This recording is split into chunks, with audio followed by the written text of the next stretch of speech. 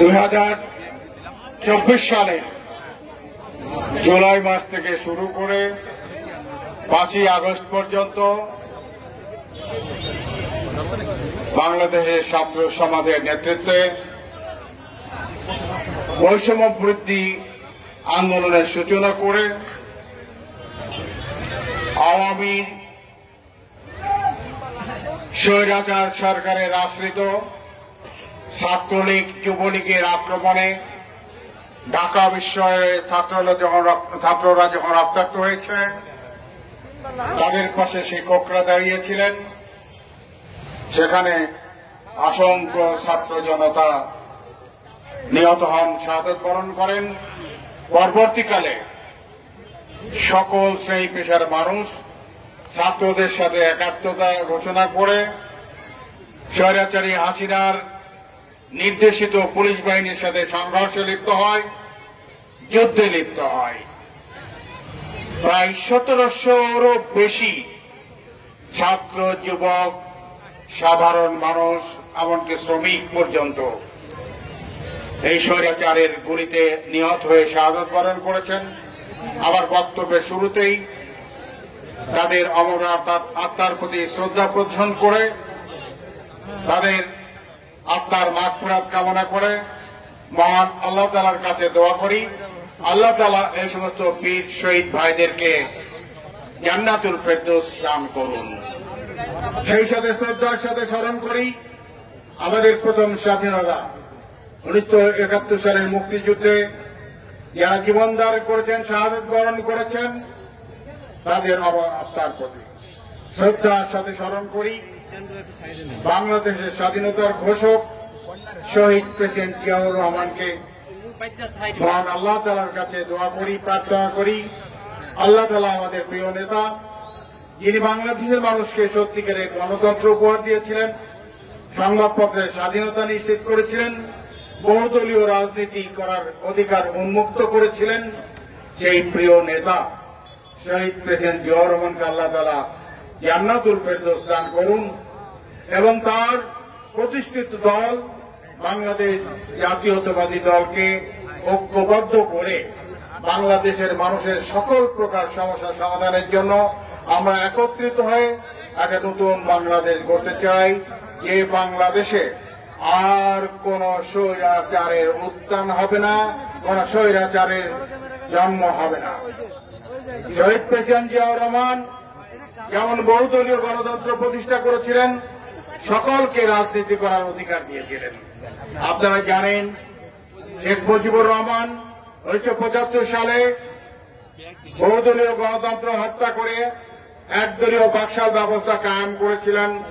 জিয়াউর রহমান সাহেব ক্ষমতাসীন হওয়ার পর বাকশালকে নিষিদ্ধ ঘোষণা করে সে নিষিদ্ধ ঘোষিত আওয়ামী লীগ পর্যন্ত রাজনীতি করার অধিকার দিয়েছিলেন।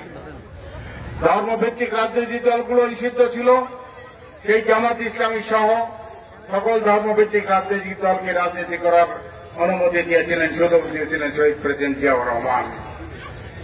শহীদ প্রেসিডেন্ট জিয়াউর রহমান বাংলাদেশের মানুষের সমস্যা চিহ্নিত করার জন্য পায়ে হেঁটে হেঁটে সমস্ত গ্রামগঞ্জে আসছেন। আমাদের মিরপুর ভাড়ামারা সহ বাংলাদেশের প্রতিটি এলাকায় তিনি পায়ে হেঁটে মানুষের সমস্যা সমাধান করে। এই যে আজকে আপনারা বিদ্যুৎ, পল্লী বিদ্যুতে যেখানে আপনারা যোগাযোগ করলেন, এই বিদ্যুতের সুযোগ দেওয়ার জন্যই পল্লী বিদ্যুতের সৃষ্টি করেছিলেন শহীদ প্রেসিডেন্ট জিয়াউর রহমান।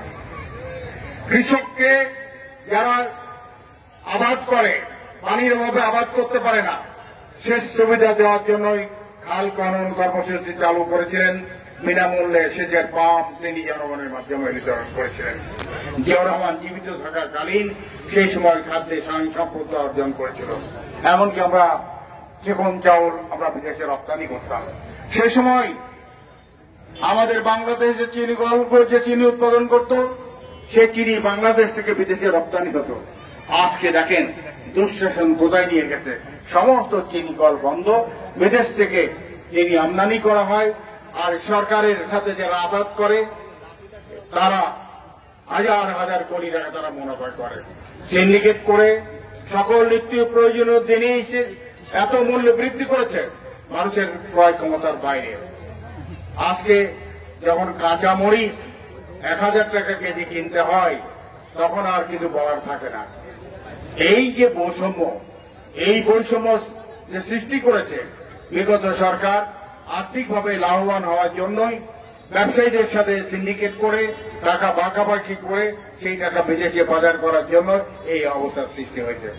আমাদের সৌভাগ্য, হাসিনার ষড়যন্ত্রের কারণেই যে চাকুরির ক্ষেত্রে পাবলিক সার্ভিস কমিশন যে কোটা ছিল, প্রথমে 2018 সালে আন্দোলন হয়, এই কোটা বিলোপের জন্য যে আন্দোলন হয়, সেই সময় হাসিনা ছাত্রদের দাবির কাছে মাথা নত করে সেই দাবি মেনে নিয়েছিল।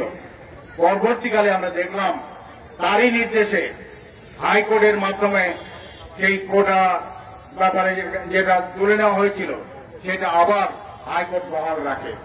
আমাদের ছাত্র সমাজ বসে ওঠে, ঢাকা বিশ্ববিদ্যালয়ের কিছু সচেতন ছাত্র নেতা তারা উদ্যোগ নিয়ে এই যে বৈষম্য বিরোধী ছাত্র আন্দোলনের সূচনা করেন এবং সেই আন্দোলন আস্তে আস্তে গণ আন্দোলনের রূপ নেয়। সকল জনগণের সর্বশ্রেণী পেশার মানুষের সহযোগিতায় গণ আন্দোলন চূড়ান্ত পর্যায়ে চলে যায়, যখন হত্যার পর হত্যা হচ্ছে, গুলির পর গুলি, আর কেউ ঘরে বসে থাকতে পারেনি। মা তার শিশু সংগ্রহে ছাত্র জনতার মিছিলে অংশগ্রহণ করেছেন। একক রংটুং ছাত্রদের পাশে এসে তারা একাত্মতা ঘোষণা করেছেন। সাংবাদিক ভাইরা সেখানে অংশগ্রহণ করেছেন, শিল্পীরা, সব শ্রেণী পেশার মানুষ সেদিন ছাত্রদের পাশে একত্রতা ঘোষণা করেছেন। আর সেই আন্দোলনকে জনপ্রিয় করার জন্য সবচেয়ে যে বড় ভূমিকা রেখেছে, এই যে ইলেকট্রনিক্স মিডিয়াতে তখন সরকারের নির্দেশিত কথা ফেলা প্রচার হয়নি, কিন্তু যারা অনলাইন সাংবাদিক, যারা আপনার ফেসবুক ইউটিউবের মাধ্যমে তাদের এই ধারণ করা ছবি প্রকাশ হওয়ার কারণে আন্দোলন ত্বরান্বিত হয়। এই আন্দোলন ত্বরান্বিত করার জন্য ছাত্র, যুবক, শ্রমিক সব শ্রেণীর মানুষের যেমন অংশগ্রহণ গুরুত্বপূর্ণ, আমি বলবো আন্দোলনকে ত্বরান্বিত করার জন্য এই সমস্ত সাংবাদিক ভাইরা যারা তাদের হাতে তোলা ছবি মানুষের মধ্যে সারা বিশ্বে এটা ছড়িয়ে দিয়েছে, আন্দোলন জনপ্রিয়তা লাভ করেছে, আন্দোলন ত্বরান্বিত হয়েছে এবং চূড়ান্ত পর্যায়ে গণবিপ্লবের মাধ্যমে এবং 5 তারিখে, আগস্ট মাসের 5 তারিখে আমাদের ছাত্রদের আহ্বানে যখন সারা বাংলাদেশের মানুষ ঢাকাতে মার্চ করে এবং সেদিন কোটি কোটি মানুষ ঢাকা শহর দখল করে নেয়। আর সেই মুহূর্তে স্বৈরাচার হাসিনা গণভবনের অবস্থান করছিল। এই আন্দোলনে শেষ মুহূর্তে এসে আমাদের দেশপ্রেমিক সেনাবাহিনী তারাও আমাদেরকে সহযোগিতা করেছেন। সেনাবাহিনীর প্রধান তিনি ক্যান্টনমেন্টে সকল ফরমেশন কমান্ডের সাথে বক্তব্য রাখেন। সেখানে সৈনিক থেকে শুরু করে বিভিন্ন জিওসি এবং mid level officer, major, captain, major, colonel, brigadier তারা পর্যন্ত সেনাপ্রধানকে চাপ সৃষ্টি করেন যে আমরা হাসিনার কথা মতো ছাত্র জনতার উপর গুলি করতে পারবো না, আমরা জনগণের শত্রু হতে পারবো না। বাংলাদেশ যখনই বিপদে পড়েছে সেনাবাহিনী জনগণের পাশে এসে দাঁড়িয়েছে। 1971 সালে পাক হানাদার বাহিনী যখন আমাদের উপর আক্রমণ করে, সে মুহূর্তে বাংলাদেশের স্বাধীনতা ঘোষণার জন্য কোন লোক খুঁজে পাওয়া যায়নি। সেদিন কালুরঘাট বেতার কেন্দ্রে ওখানে কর্মরত ছিলেন মেজর জিয়াউর রহমান। কোন বাপের বেটাকে পাওয়া যায়নি সাহস করে স্বাধীনতা ঘোষণা। সেদিন মেজর জিয়া কালুরঘাট বেতার কেন্দ্র থেকে ঘোষণা করেন, আমি মেজর জিয়া বঙ্গবন্ধু শেখ মুজিবুর রহমানের পক্ষে স্বাধীনতা ঘোষণা করছি। যে কথা হাসিনা স্বীকার করেনি এবং তার যে চামচা বুদ্ধিজীবীরাও তারা স্বীকার করেনি। তার কোন সাহসী মানুষ কেন আওয়ামী লীগে একজনও ছিল নেই? যদি শেখ মুজিব ঘোষণা করে থাকে, তার লিখিত বক্তব্য পাঠ করার লোককে আওয়ামী লীগে কোন শিক্ষিত লোক একজনও ছিল না যিনি এই স্বাধীনতার ঘোষণা পাঠ করতে পারেন। বাস্তব সত্য, তারা যে কথা বলেছেন ইতিহাস বিকৃতি, মিথ্যাচার করেছেন। বাস্তব সত্য, বাপের বেটা সাহসী পুরুষ ওই বীর সেনানী মেজর জিয়াউর রহমান বাংলাদেশের স্বাধীনতা ঘোষণা করেছেন। সেদিন জিয়ার নেতৃত্বে বাঙালি যে সমস্ত সৈনিকরা ছিল তারা বিদ্রোহ ঘোষণা করে স্বাধীনতা যুদ্ধের সূচনা করেন। তারপরে আমরা দেখেছি 90 সালে স্বৈরাচার এরশাদ ক্ষমতায় যখন ছিলেন, সে মুহূর্তে এরশাদ সেনাবাহিনী প্রধান ছিলেন জেনারেল নুরুদ্দিন, তাকে বলেছিল যে আপনি সেনাবাহিনী দিয়ে গুলি বর্ষণ করে এগুলো ঠান্ডা করে দেন। জেনারেল নুরুদ্দিন বলেন যে সেনাবাহিনী জনগণের শত্রু হতে পারবে না। আর এই সেনাবাহিনীর কারণেই এরশাদ আর সেদিন ক্ষমতা থাকতে পারেনি। একদিকে তো ছাত্র জনতার আন্দোলন ছিলই, আর সেই সেনাবাহিনী সেদিন আমাদের সাথে জনগণের সাথে শরিক হওয়ার কারণেই স্বৈরাচার এরশাদের পতন হয়েছিল। আবার বাংলাদেশের দ্বিতীয় স্বাধীনতা, যেটা আমরা 5ই আগস্ট স্বাধীনতা লাভ করেছি, এই বিজয়ও হয়তো সেনাবাহিনীর কারণে। এই সেনাবাহিনীর সৈনিক থেকে শুরু করে মিড লেভেল অফিসার এবং পরবর্তীকালে সেনাবাহিনী প্রধানও এই ছাত্রদের উপর গুলি বর্ষণ যখন বন্ধ করল, তখন ছাত্র জনতা সাহসী হয়ে উঠল এবং তাদের ডাকে কোটি মানুষ ঢাকা শহরে প্রবেশ করে গেল। আপনারা সেদিনকে চিত্র দেখেছেন, ঢাকা রাজপথ লোকে লোকারণ্য। যখন শাহবাগ চত্বর থেকে জনতার উত্তাল স্রোত গণভবনের দিকে এগিয়ে আসছে, তখন সেনাপ্রধান হাসিনাকে বললেন, আর সময় নেই, এখনই এই মুহূর্তে আপনি ভালো ভালো কেটে পড়েন, না হলে আমরা আপনাকে রক্ষা করতে পারবো না। উনি অনেক ধানাই পানাই করেছেন। আর্মিকে বললেন যে আপনারা গুলি চালান, বললেন যে আমরা জনগণের বিরুদ্ধে যেতে পারবো না। পুলিশের আইজিকে বললো তুমি তো ভালো কাজ করেছো, অনেক মানুষকে পাখির মতো মেরে ফেলে দিয়েছো, তোমার কাজের আমি প্রশংসা করছি, এখনো যা আছে এই ছাত্রদেরকে পাখির মতো ফেলে দাও। কিন্তু সেই কুখ্যাত আইজির পুলিশ বাহিনীর সাহস হয়নি জনগণের সামনে এসে দাঁড়ানো। জনগণ গণভবন দখল করে নিল। তার আগ দিয়েই শেখ হাসিনা সেনাবাহিনীর সহযোগিতায় হেলিকপ্টারে চড়ে তার বাপের পরিচিত সে আগরতলা, যে আগরতলা ষড়যন্ত্র শেখ মুজিব করেছিল, সেই আগরতলা থেকে এই আশ্রয় নিল শেখ হাসিনা। সেখান থেকে তার অত্যন্ত প্রিয় পাত্র মহাব্বতের মানুষ মোদিবাবুর কাছে গিয়ে দিল্লিতে আশ্রয় নিয়েছেন। আপনি বলেন আপনার এলাকায় তো হিন্দু মানুষ আছে, কোন হিন্দু মানুষের উপর আক্রমণ হয়েছে? কোন হিন্দু মানুষকে মারা গেছে বলতে পারে? কোন মন্দিরে আক্রমণ হয়েছে? কিন্তু তাদের শেখানো লোকজন, হাসিনা বলল বাংলাদেশে হাজার হাজার হিন্দুকে হত্যা করা হয়েছে, মন্দির ভেঙে আগুন দিয়ে পুড়িয়ে দেওয়া হয়েছে। আর ভারতীয় পত্র পত্রিকা ফলাও করে প্রচার করতে থাকলো দেশ বিদেশে যে বাংলাদেশে হিন্দু সমাজের উপর আক্রমণ চলছে, হাজার হাজার হিন্দুকে হত্যা করা হয়েছে, মন্দিরকে ভেঙে চুরমার করা হয়েছে, সেখানে মৌলবাদী সরকার কায়েম হয়েছে। উদ্দেশ্য একটি, জনমত সৃষ্টি করে, বিশ্ব জনমত সৃষ্টি করে গণসচেতনতায় শেখ মুজিবুর আমল থেকেই যে ভারতের সাথে যে রাজপথ যে চুক্তি করা আছে, সেই চুক্তিকে সামনে রেখে ভারতীয় সেনাবাহিনী বাংলাদেশকে আক্রমণ করার যে পায়তারা, সেটা তার চেষ্টা চালিয়েছে। হাসিনা অবৈধভাবে ভারতে আছেন, তার পাসপোর্টকে বাতিল করা হয়েছে, কিন্তু সেখানে অবৈধভাবে আছে। বাংলাদেশের সাথে ভারত বলে আমাদের বন্ধু রাষ্ট্র, তাহলে বন্ধু রাষ্ট্র হল বন্ধু রাষ্ট্রের যে সরকার প্রধান ইউনূস সাহেব দাবি করছেন শেখ হাসিনাকে বাংলাদেশের ছাত্র জনতাকে হত্যার জন্য গণ আদালতে তার বিচার করা হবে, আপনারা তাকে ফেরত দেন। এখনো ফেরত না দিয়ে মধুর মতো আদর করে সেখানে তাকে রাখা হয়েছে। যে স্থানান্তরই করুক, যে চক্রান্তরই করুক। কদিন আগে ভারতের প্রতিরক্ষা মন্ত্রী রাজনাথ সিং বলেছে যে প্রতিবেশী দেশ বাংলাদেশে যা ঘটছে এদিকে আমাদের লক্ষ্য রাখতে হবে, সতর্ক থাকতে হবে, প্রয়োজনের সময় আমরা ব্যবস্থা গ্রহণ করব। এইটার অর্থ হল আমাদেরকে হুমকি দেওয়া। তোমরা যদি মাথা নত না করো, হাসিনার মতো যদি সেবাদাসী হয়ে আমাদের সেবা না করো, তাহলে আমরা তোমাদের দেশকে আক্রমণ করতে পারি, দখল করে নিতে পারি। মোদি ভুলে যায়নি, ভারতের মানুষ ভুলে যায়নি। তোমাদের চাইতে অনেক শক্তিশালী সেনাবাহিনী ছিল পাকিস্তানের, বিশ্বের সবচাইতে শক্তিশালী সাহসী সেনাবাহিনী ছিল পাকিস্তানের। 2 লক্ষ পাকিস্তানি সেনাবাহিনীর বিরুদ্ধে এই নিরস্ত্র বাঙালি বাংলাদেশের মানুষ তাদের বিরুদ্ধে যুদ্ধ করেছে। আমরা 9 মাস যুদ্ধ করে আমরা এই বাংলাদেশকে স্বাধীন করেছি। আমরা কারোর পরাধীনতা বরণ করার জন্য স্বাধীনতা আমরা অর্জন করিনি। এই মুক্তিযোদ্ধারা বুকের রক্ত দিয়ে দেশকে স্বাধীন করেছে। প্রয়োজন বোধে এই স্বাধীনতা রক্ষার জন্য আরো আমরা রক্ত দিতে প্রস্তুত। আন্দোলনের সময় পুলিশ তার নৈতিকতা হারিয়েছে। সেই কারণে এই দ্বিতীয় স্বাধীনতা লাভের পর পুলিশ তারা তাদের পুরনো দায়িত্বে এসে সাহস পাচ্ছে না জনগণের মাঝে এসে প্রশাসন সঠিকভাবে চালানোর জন্য। কিন্তু অচলাবস্থার সৃষ্টি হয়েছে।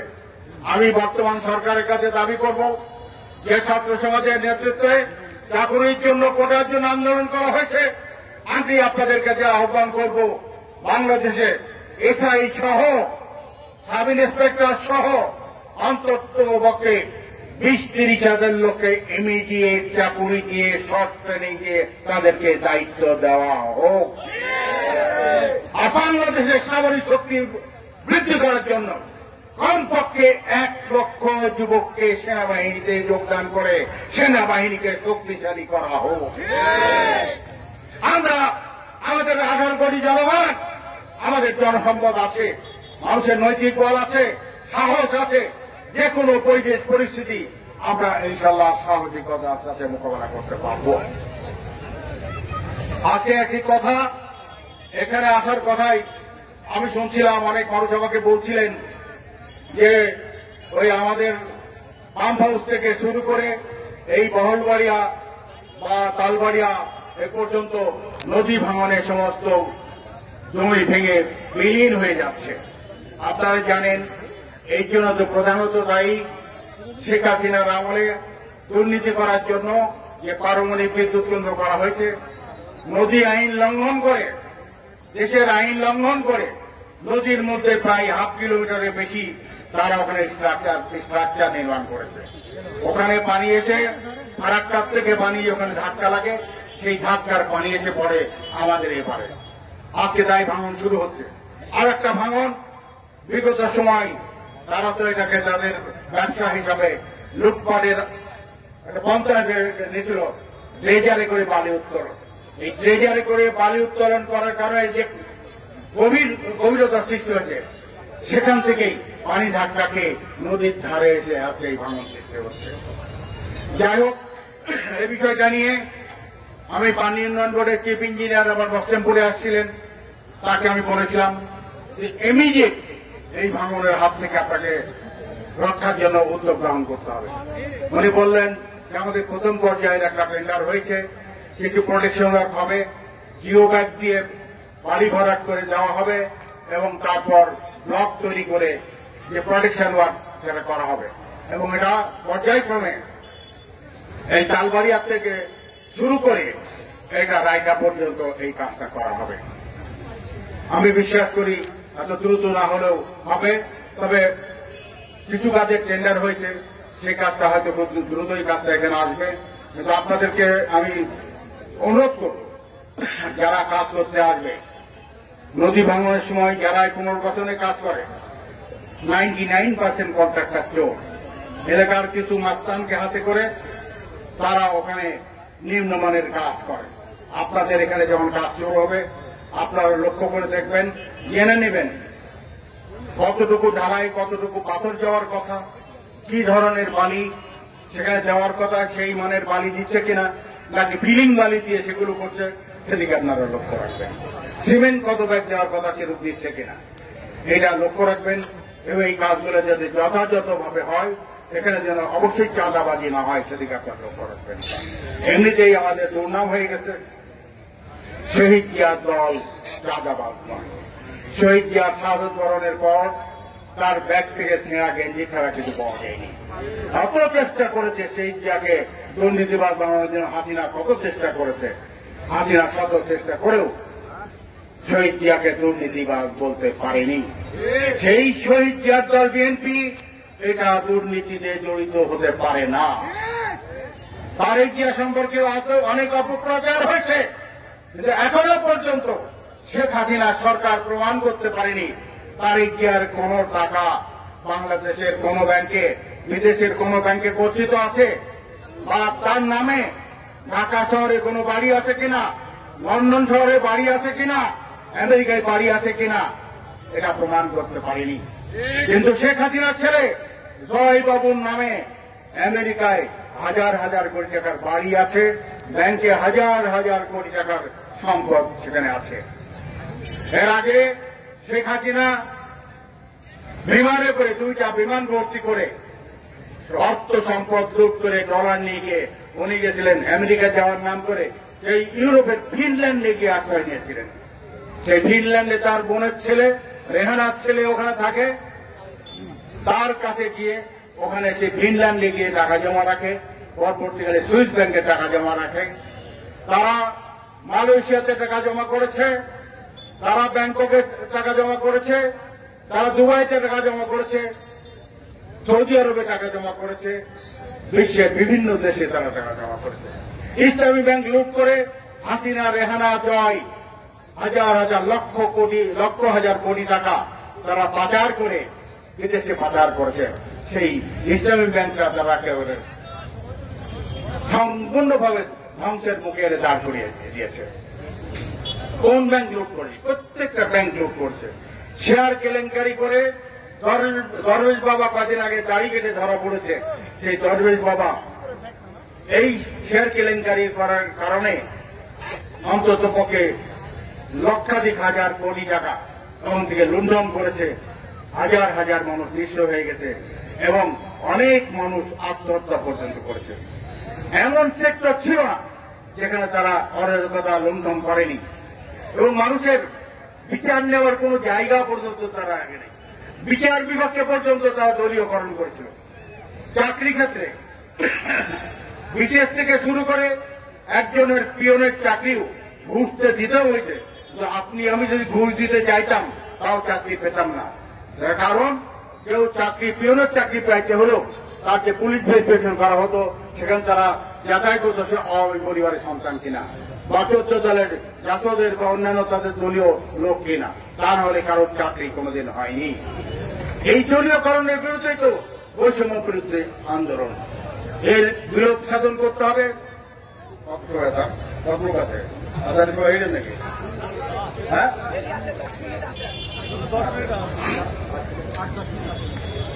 প্রিয় ভাইরা, এই সরকার এমন কোন জায়গা বাদ রাখেনি দলীয়করণ। চাকরি বাকরির ক্ষেত্রে শুরু করে বিচার বিভাগ পর্যন্ত প্রধানমন্ত্রীর কার্যালয় এবং আইনমন্ত্রীর কাছ থেকে নির্দেশনা যেত কোন বিচারের রায় কিভাবে দেওয়া হবে। আপনারা জানেন শেখ হাসিনা ক্ষমতা যাওয়ার পর 2009 সালের ফেব্রুয়ারি মাসের 25 তারিখে বোধ হয় 25-26 তারিখে পিলখানাতে বিডিআরদের মধ্যে চক্রান্ত করে যে আক্রমণ চালানো হল, বিডিআরের ডিজি জেনারেল শাকিল সহ 57 জন, আমাদের অহংকার, আমাদের গৌরব, 57 জন সেনা কর্মকর্তা, ব্রিলিয়ান্ট সেনা কর্মকর্তাকে সেখানে নির্মমভাবে হত্যা করা হয়। হাসিনার নির্দেশে মইনুল আহমেদ তার আশ্রিত সেনাপ্রধান ছিল। সেনাপ্রধান তার অফিসারদের এবং বিডিআরকে রক্ষা করার জন্য সেখানে তারা অ্যাটাক করেনি, আক্রমণ করেনি। সেনাবাহিনীকে পিলখানাতে ঢুকতে দেওয়া হয়নি, সেনাবাহিনীর কর্মকর্তার জীবন রক্ষা করার সুযোগ দেওয়া হয়নি। হাসিনা নিষেধ করেছে, তুমি এখানে গেলে ভারতের বিমান বাহিনী আকাশে চক্কর দিচ্ছে, তারা আমাদের উপর আক্রমণ করবে। হাসিনার নির্দেশেই, এবং এই আজকে জানা যাচ্ছে শহীদ পরিবারের পক্ষ থেকে বলা হচ্ছে সেদিন শেখ পরিবার, বিশেষ করে শেখ সেলিম, ওই তাপস, ওই মির্জা আজম, তারপরে ওই যে আওয়ামী লীগের যে জয়েন্ট সেক্রেটারি ছিল যে খুনি নানক, তাদের নেতৃত্বে সেদিন বিডিআরে এই চক্রান্ত ষড়যন্ত্র হয়েছিল। আর এই ষড়যন্ত্র বলেছিল ভারতীয় গোয়েন্দা বাহিনী র। তার কারণ আছে, তার আগে আওয়ামী লীগ ক্ষমতায় থাকতেই 2018 সালে একবার বর্ডারে বিডিআরের সাথে তখন ইন্ডিয়ান আর্মি বা ইন্ডিয়ান বর্ডার ফোর্সের একটা সংঘর্ষ হয় এবং যুদ্ধ হয়। সেই যুদ্ধে আমাদের সাহসী বিডিআররা ভারতের মধ্যে ভারতের বিএসএফকে পরাজিত করে ভারতের জায়গা দখল করে নিয়েছিল। সেই অপমান ভারত ভুলতে পারেনি, তাই বিডিআরকে ধ্বংস করার জন্যই এই বিডিআর উপর আক্রমণ করা হয়। সেনাবাহিনীকে দুর্বল করার জন্য বাছাই করা 7,000 জন সেনা কর্মকর্তাকে হত্যা করা হয়েছিল। তার প্রমাণ পরবর্তীকালে তারা বিডিআর এর নাম পরিবর্তন করে বিজিবি রেখেছে, বিডিআর এর নাম পরিবর্তন করে বিজিবি করা হয়েছে, অর্থাৎ বিডিআর এর আর নাম চিহ্ন থাকবে না। এটাই ছিল ভারতের উদ্দেশ্য। আল্লাহ তাআলা মেহরবানি করে সে সুযোগ আমাদের দিয়েছেন। সেদিন যে আর্মির যে অফিসারকে এই তদন্ত করার দায়িত্ব দেওয়া হয়েছিল, মেজর জেনারেল জাহাঙ্গীর আলম, বর্তমান এই তত্ত্বাবধায়ক সরকারের স্বরাষ্ট্র বিষয়ক উপদেষ্টা। আজকে আমি দাবি করব, মেজর জেনারেল জাহাঙ্গীর আলম আপনি স্বরাষ্ট্র উপদেষ্টা, বিডিআর আপনার অধীনে, বিজিবি আপনার অধীনে। এই বিডিআর হত্যাকাণ্ডের আপনার কলিগ, আপনার সহকর্মী, সেনাবাহিনীর 57 জন অফিসার সহ যারা নিহত হয়েছে, হত্যা করা হয়েছে, সঠিক তদন্ত আপনি উপস্থাপন করুন এবং যারা যারা এই ঘটনার সাথে জড়িত, ষড়যন্ত্রের সাথে জড়িত চিহ্নিত করুন। এই বাংলাদেশের মাটিতে তাদের বিচার হবে, বিচার হবে। ওই ছাত্র চত্বরে হেফাজতে ইসলামের বহু সংখ্যক আলেম ওলামাকে রাতের অন্ধকারে নির্মমভাবে হত্যা করে তাদের লাশ নদীতে ভাসিয়ে দেওয়া হয়েছে অথবা আগুন দিয়ে পুড়িয়ে দেওয়া হয়েছে। তদন্ত করে, সঠিক তদন্ত করে এর বিচার করতে হবে, বিচার করতে হবে। এই ছাত্র গণ আন্দোলনে আমাদের দ্বিতীয় স্বাধীনতা যুদ্ধে যে সমস্ত বীর সেনানী আবু সাইদ মুগ্ধ সহ প্রায় 1700 বেশি 200 সহস্রাধিক আমার ভাইরা, শুধু ছাত্র নয়, অসংখ্য শ্রমিক শাহাদাত বরণ করেছেন, অসংখ্য সাধারণ মানুষ শাহাদাত বরণ করেছেন। তাদের সুস্থ তদন্তের মাধ্যমে বিচার করে এর যোগ্য শাস্তি প্রদান করতে হবে। কিভাবে শাস্তি দিতে হয় যদি না জানেন, হাসিনার কাছ থেকে শিখে নেন।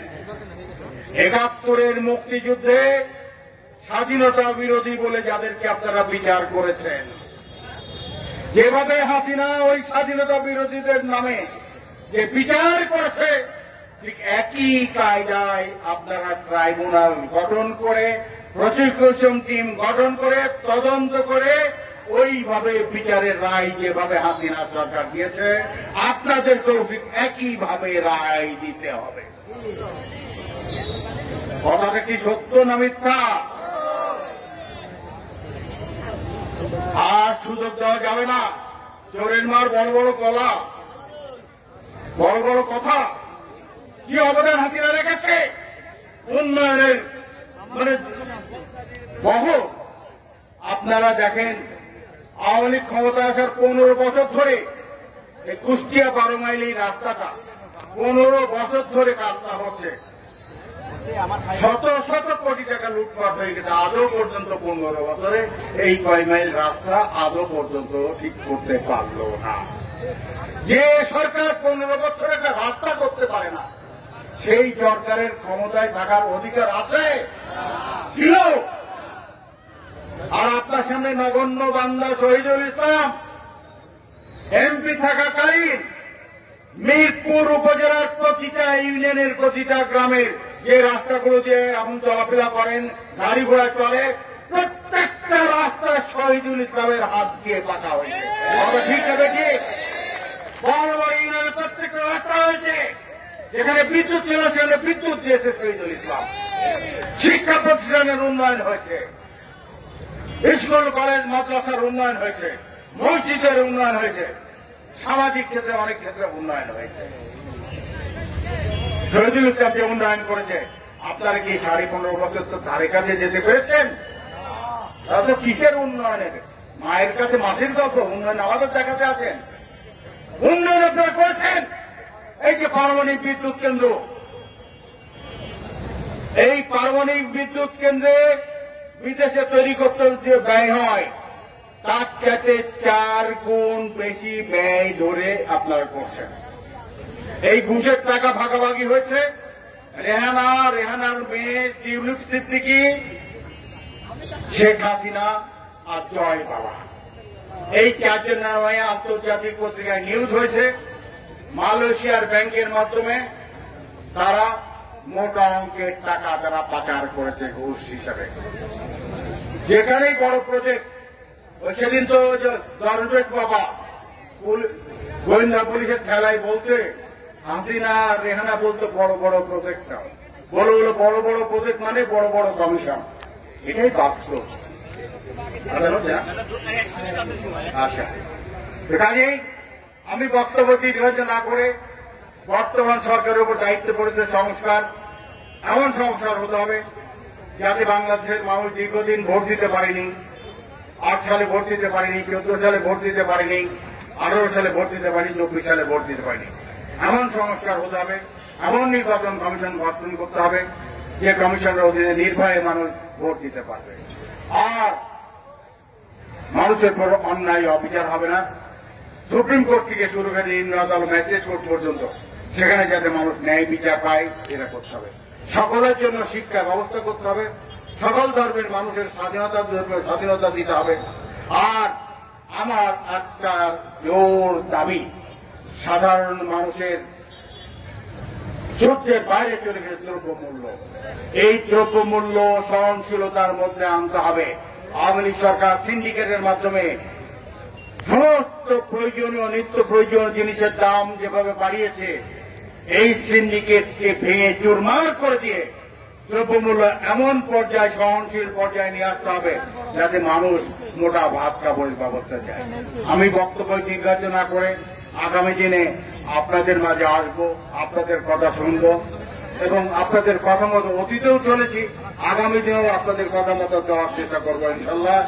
আপনাদের মঙ্গল কামনা করে আবারও সকলে ধন্যবাদ জানিয়ে আমার নেত্রী দেশনেত্রী বেগম খালেদা জিয়ার উনি অসুস্থ, তার আশু রোগ মুক্ত কামনা করে আমাদের প্রিয় নেতা জনাব তারেক রহমান, তিনি ষড়যন্ত্রের শিকার হয়ে বিদেশে আছেন, তাকে যাতে আমরা খুব তাড়াতাড়ি আমাদের মাঝে নিয়ে এসে আগামী দিনে যেন বাংলাদেশের নেতৃত্বে অধিষ্ঠিত করতে পারি। আর যারা আমাদের এখানে দলের নাম ভাঙিয়ে লুটপাট করছে, আপনারা জানেন, কারণ নাম বলবেন, একটা চিহ্নিত গোষ্ঠী, এই চিহ্নিত গোষ্ঠীকে আপনারা প্রত্যাখ্যান করবেন, এদের সাথে কোনো সম্পর্ক রাখবেন না এবং দলীয় নেতৃবৃন্দের কাছে আমরা দাবি করব, হাইকমান্ডের কাছে দাবি করব, সুস্থ তদন্তের মাধ্যমে এই সমস্ত দুর্নীতিবাজ লুটেরা এবং সাবেক খুনিরা তাদের বিরুদ্ধে শাস্তিমূলক ব্যবস্থা গ্রহণ করা হোক। আপনারা সজাগ থাকবেন। আপনাদের সকলে ধন্যবাদ জানিয়ে আমার বক্তব্য এখানে শেষ করছি। আল্লাহ হাফেজ।